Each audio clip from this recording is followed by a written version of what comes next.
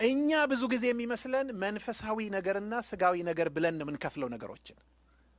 ግን በዚህ ዓለም ላይ መንፈሳዊ ነገር የለም ስጋዊ ነገር የለም መንፈሳዊ ሰውና ስጋዊ ሰው ነው ያሉት ሰውየው እንጂ ነገሩ መንፈሳዊም ስጋዊም ሊሆን አይችልም አንዳንዶች ይላሉ መቼስ ጥቅስ የጥቅስ አባዜ ተለይ ክርስቲያኑን አለ ይሄን ኢቫንጀሊካሉን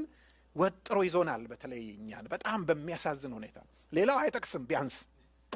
በቃ ወይ ተረትና ምሳሌ ምናምን ያነሳ ይሆናል እንጂ አይጠቅስም እኛ ግን ጠቃሾች ነን ጥቅሱን ግን በደንብ አንረዳው የቄሳርን ለቄሳር የጌታ እግዚአብሔርን ለእግዚአብሔር ብሏል ምናምን ይሉና ወደ ስራ ሲሄዱ ለማ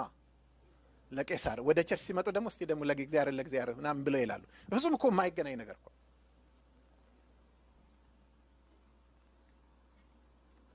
አንድ ነገር ልንገራችሁ ወደ ስራ ወደ ሽቀላ ወደ ቢዝነስ እየሄዳችሁ መንፈሳዊ ልትሆኑ ትችላላችሁ ወደ ቸርች ለአገልግሎት እየመጣችሁ ስጋዊ ልትሆኑ ትችላላችሁ እናንተ ናችሁ እንጂ ነገሩን ስጋዊም መንፈሳዊ የምታረጉት ቦታውና ሁኔታው አይደለም ነገሩ አይደለም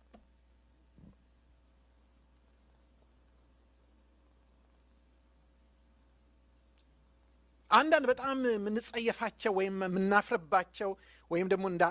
ካስተዳደጋች ከባለች እንደ ኃጢአት ምንቆጥራቸው ነገሮች እንኳን እግዚአብሔርን የሚያከብሩ መንፈሳዊ ሊሆኑ ይችላሉ መንፈሳዊ